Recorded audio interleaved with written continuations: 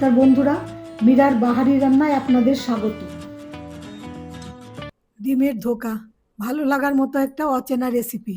এর মূল ইনগ্রিডিয়েন্টসগুলো হচ্ছে 4টে ডিম, 250 গ্রাম মুসুর ডাল বাটা। আমি আগের দিন রাত্রিবেলা মুসুর ডালগুলোকে ভিজিয়ে রেখেছিলাম, সকালবেলা এগুলোকে বেটে নিয়েছি। এবার মুসুর ডালটাকে একটু ভালো করে ফেটিয়ে নিলাম, আর 4টে ডিম আমি একসঙ্গে ভালো করে ফেটিয়ে নিয়েছি। এবার মুসুর ডাল বাটার সঙ্গে রসুন কাঁচা লঙ্কা বাটা, নুন আর স্বাদ মতো নুন আর হলুদ দিয়ে দিলাম, দিয়ে এটাকে ভালো করে মিক্স করে নেব।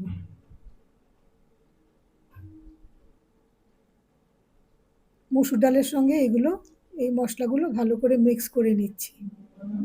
এবার ডিমের গোলাটা, ডিমটা ফেটিয়ে রেখেছিলাম, সেই ডিমটা আমি ডালের মধ্যে দিয়ে দিলাম, দিয়ে সব শুদ্ধ আবার খুব ভালো করে মসৃণ করে ফেটিয়ে নিতে হবে।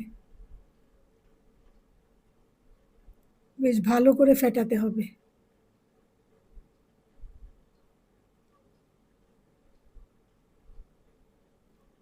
এবার আমি আগে থেকে একটা কেক টিনের মধ্যে তেল মাখিয়ে রেখেছিলাম, তার মধ্যে মিশ্রণটা পুরোটা ঢেলে দিলাম, দিয়ে আগে থেকে জল বসিয়ে গরম করে রেখেছিলাম, তার মধ্যে আমি পাত্রটা দিয়ে দিলাম। আমি এখানে স্টিম করে নিয়েছি ধোকাটাকে।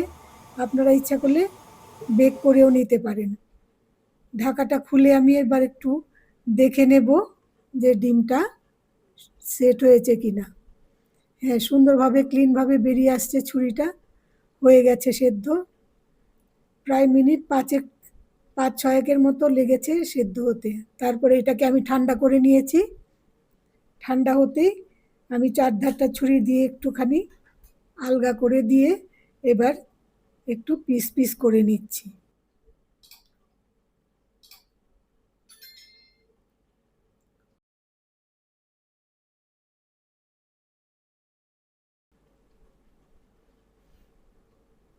বন্ধুরা, যদি আপনাদের এই প্রসেসটা ভালো লাগে, আপনারা অবশ্যই ট্রাই করবেন আর করে দেখবেন সাধারণ যে আমরা ধোকা খাই তার সঙ্গে কি তফাৎ রয়েছে।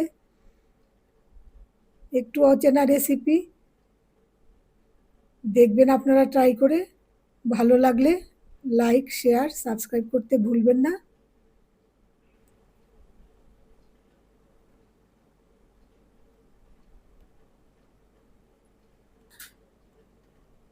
এরকমভাবে সবগুলো পিস করা হয়ে গেছে।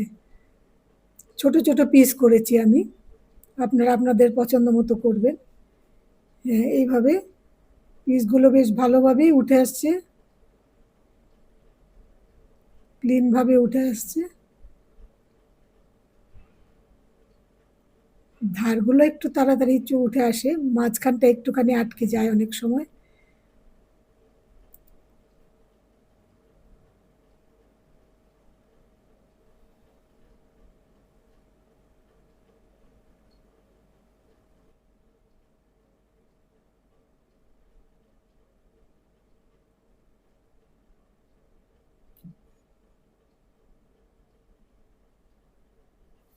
দেখুন, সবগুলো এবার হয়ে গেছে।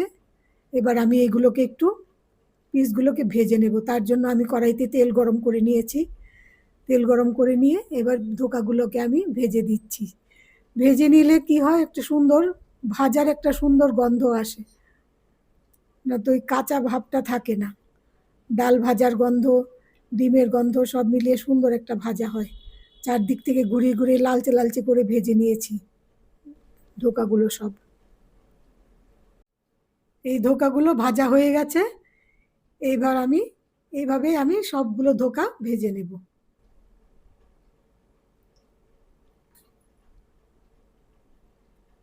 হয়ে গেছে সবগুলো ভাজা। এবার আমি ঝোলটা করব। তার জন্য আমি গোটা গরম মশলা তেলের মধ্যে গোটা গরম মশলা ফোড়ন দিয়ে দিলাম, এলাচ, দারচিনি, লবঙ্গ দিয়ে দিলাম, দিয়ে পেঁয়াজ বাটা। আমি এখানে তিনটে পেঁয়াজ নিয়েছি, তিনটে পেঁয়াজকে বেটে নিয়েছি। পেঁয়াজ বাটা আগে কড়াইয়ের মধ্যে দিয়ে দিলাম, দিয়ে ভালো করে কষিয়ে নেব। আমি স্বাদ মতো নুন দিয়ে দিলাম। তারপরে আমি একে একে সব মশলাগুলো, বাটা মশলাগুলো দিয়ে দেব।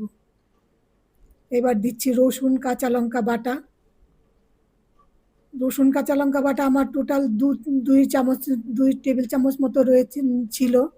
আমি তার সঙ্গে কিছুটা দিলাম মিক্সে, আর আর বাকিটা আমি ঝোলের মধ্যে দিচ্ছি। 1 চামচ আদা বাটা দিয়ে দিলাম। দিয়ে এবার বেশ ভালো করে সব কষাতে হবে। কষাতে কষাতে এবার আমি এর মধ্যে টমেটো পেস্ট, যেটা একটা মাঝারি সাইজের টমেটো আমি পেস্ট করে রেখেছিলাম, সেটা দিয়ে দিলাম। আর লঙ্কা গুঁড়ো, হলুদ গুঁড়ো আমি জল দিয়ে একটু গুলে রেখেছিলাম, সেটা দিয়ে দিলাম। মানে সব মশলাগুলোই একে একে দিয়ে বেশ ভালো করে কষাতে থাকতে হবে। আর হলুদ দেওয়ার বাটির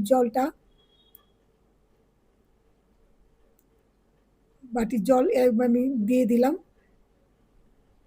মাঝে মাঝে মশলা কষাতে কষাতে মাঝে মাঝে আমি জল ব্যবহার করেছি, মশলাটা যাতে বেশ ভালোভাবে ভাজা হয়।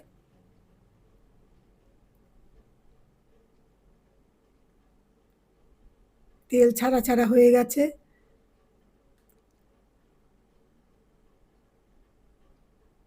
এবার আমি একটু কসুরি মেথি দিয়ে দিলাম এর মধ্যে। দিয়ে এবার 1 টেবিল চামচ মতো চারমগজ বাটা দিয়ে দিলাম। চারমগজ বাটাটাও বেশ ভালো করে কষাতে হবে। কষিয়ে কষিয়ে দেখুন একটা পর্যায়ে এসছে, কালারটাও চেঞ্জ হয়ে গেছে। এবার আমি আস্তে আস্তে সব মশলা বেশ ভালোভাবে কষানো হয়েছে, সুন্দর একটা গন্ধ বেরিয়েছে মশলা কষানোর। এবার আমি আন্দাজ মতো ঝোল দিয়ে দিচ্ছি। আমি রান্নাটা পেঁয়াজ দিয়ে করেছি, ইচ্ছে করলে আপনারা আদা জিরে বাটা দিয়েও করতে পারেন। 2টো কাঁচা লঙ্কা ভেঙে ঝোলে দিয়েছিলাম। এবার আমি ঝোলটা ফুটে উঠতেই ধোকাগুলোকে ঝোলের মধ্যে দিয়ে দিলাম।